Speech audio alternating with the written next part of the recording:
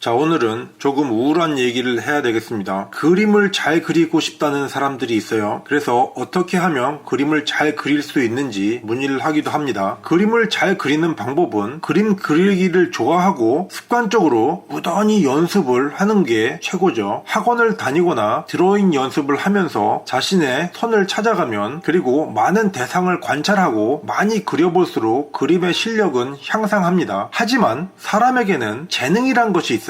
그래서 아무리 자신이 그림 그리기를 좋아하고 열심히 한다고 하더라도 그림이 실력이 나아지지 않고, 나아지긴 하지만 진짜로 예술가들이 그리는 것처럼 천재적인 그림을 그릴 수 없게 되는 경우가 더 많습니다. 그림을 진짜로 잘 그리는 사람들은 아무것도 배우지 않아도, 아무도 가르쳐주지 않아도 7살, 8살 그때부터도 그림을 잘 그립니다. 이것은 뇌의 구조가 일반적인 사람들과 달라서 그렇습니다. 그림을 잘 그리는 사람들은 자신이 그리려는 대상이 뇌 속에 명확하게 상이 잡혀 있고 사물의 움직임이 머릿속에 잘 들어옵니다. 토끼나 다람쥐, 말, 비둘기, 자동차 이런 사물을 바라보더라도 그 사물의 특징이 눈에 잘 들어오고 머릿속으로 강하게 이미지가 되는 사람들이 있죠. 그래서 그림을 잘 그리는 사람들은 언어적인 능력도 뛰어난 경우가 많습니다. 왜냐하면 사물에 대한 구체적인 이미지가 강하고 언어 또한 자신이 말하려고 하는 그 이미지가 강하게 잡히기 때문에 그림을 잘 그리는 사람들은 언어 능력과 표현 능력이 좋은 경우가 많습니다. 글씨를 잘 쓰는 사람들이 있죠. 서예가나 이런 사람들은 정말 글씨를 멋지게 씁니다. 물론 무수한 시간을 연습을 했겠지만 그 중에는 아무리 일반 사람들이 연습을 하더라도 따라갈 수 없는 능력자들이 있습니다. 노래도 마찬가지죠. 자신이 노래를 잘 하고 싶다고 해서 부단히 노력을 한다고 해서 가수처럼 될 수 있는 게 아니죠. 어느 정도의 실력 향상이 있고 어느 정도 자신의 못하던 시절보다 향상이 될 수는 있어도 예술적인 능력을 발휘할 수는 없습니다. 서예나 미술, 성악, 스포츠, 심지어 운전에 이르기까지 타고난 재능이 없으면 정말로 자신이 꿈에 그리는 그런 대단한 사람은 될 수 없는 게 인간의 현실입니다. 그래서 자신이 하고 싶은 일과 자신이 가진 재능이 일치하면 가장 좋겠지만, 하고 싶더라도 재능이 없는 곳에 너무 많은 시간을 투자하면 인생이 힘이 들게 됩니다. 많은 사람들의 꿈을 꺾기 위해 부정적인 이야기를 하는 게 아니라 현실을 말하는 겁니다. 하지만 일부 사람들 중에는 그 자신의 한계를 진짜로 엄청나게 노력을 함으로써 돈과 시간과 모든 열정을 쏟아 부어서 수십 년의 시간을 걸쳐서 대단한 사람의 근사치까지 올라가는 사람들이 분명히 있습니다. 그런 사람들은 그런 열정과 노력이라는 재능을 타고났기 때문이죠. 그래서 자기가 만약에 정말로 하고 싶은 일이 있다면 우선은 자신에게 그런 재능이 어느 정도 있는지, 그리고 이것이 노력으로 극복이 되는 문제인지 어느 정도 파악을 하고 매진하는 것이 가장 상실감이 적고 자괴감이 덜할 수 있습니다. 굳이 이것을 직업으로 하지 않고 돈을 벌 목적으로 뛰어들지 않는다면, 자기 자신의 자기 만족을 위해서라면 무엇이든지 하고 싶은 대로 하면 됩니다. 열심히 하다 보면 조금씩 실력도 늘고 향상이 될 수 있겠죠. 하지만 모든 사람들에게 뛰어나다는 것을 인정받기를 원한다면 마음의 상처를 받을 수 있습니다. 자신이 즐기고 싶어서 열심히 하는 거라면 무엇이든지 하십시오. 하지만 남들에게 인정을 받고 돈을 벌기 위해서 자신의 능력의 한계가 있음에도 그 분야에 뛰어드는 것은 결코 좋은 일이 아니라고 말하고 싶습니다. 자신의 재능을 살려서 그 분야를 더 확고히 하는 게 일반적으로는 인생을 더 안정적으로 살 수 있는 방법이 됩니다.